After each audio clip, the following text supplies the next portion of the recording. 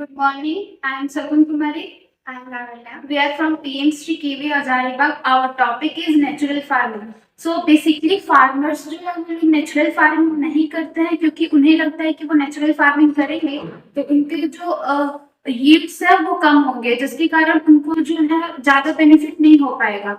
लेकिन अगर फार्मर्स उसको सही तरीके से करना चाहें तो वो एक नेचुरल फार्मिंग करके वो ज्यादा पैसा कमा सकते हैं। इसके कारण फार्मर्स जो है HYV सीड्स यूज करते हैं जिसके कारण आजकल छोटे बच्चों से ही जो है उनका इम्यूनिटी सिस्टम वीक हो जाता है, डिजीज उनको होने लगता है। इसीलिए अगर फार्मर्स नेचुरल फार्मिंग सही से करने लगे तो फिर सबका हेल्थ भी सही होगा, उनको प्रोडक्शन भी ज्यादा होगा, फिर उनको बेनिफिट भी ज्यादा होगा। यहाँ पे हम लोग लेगुमिनस क्रॉप्स ग्रो कर रहे हैं और यहाँ पे हम लोग नॉन लेगुमिनस क्रॉप ग्रो कर रहे हैं। हम लोग सीजन वाइज इसको हम लोग क्रॉप रोटेशन करते रहेंगे ताकि सॉइल को बेनिफिट मिलते रहे।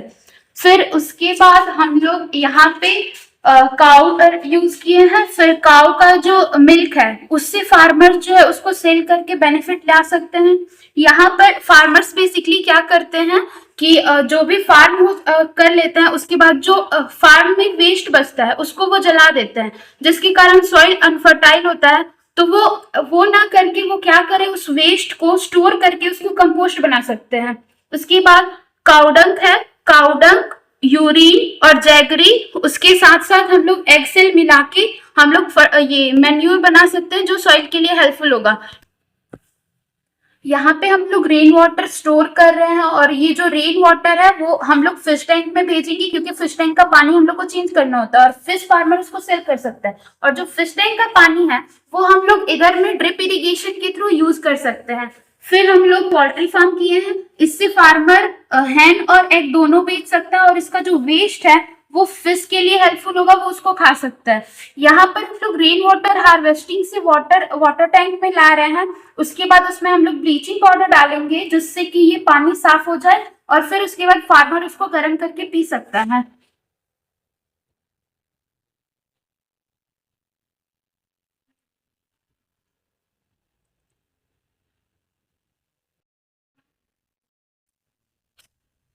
यहाँ पे पानी ऊपर जा रहा है।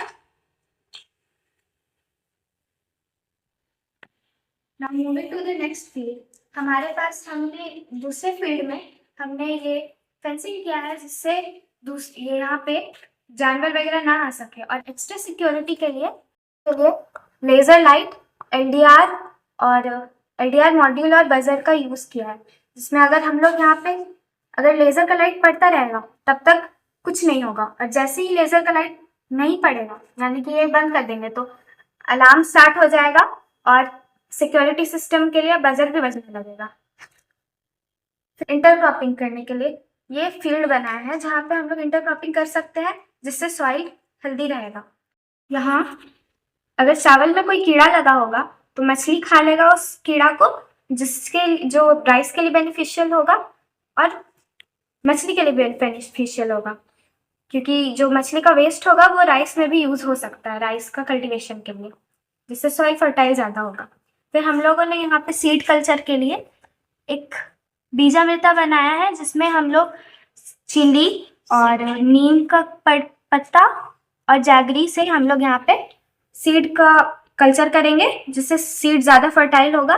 और यहाँ पे हम लोग सीड बॉम्ब बनाएंगे, मिट्टी, गोबर यानी कि काउडंग और सीड का यूज करते हुए हम लोग सीड बॉम्ब बना के उसको स्टोर करेंगे। ओवरऑल ये जो प्रोजेक्ट है इससे फार्मर्स को बेनिफिशियल होगा, उसके साथ साथ जो प्रोडक्ट खरीद रहा है उनके लिए भी बेनिफिशियल होगा, फार्मर को इससे अर्न भी ज्यादा होगा। This was all about our project. I hope you liked our project. Thank you. Have a nice day.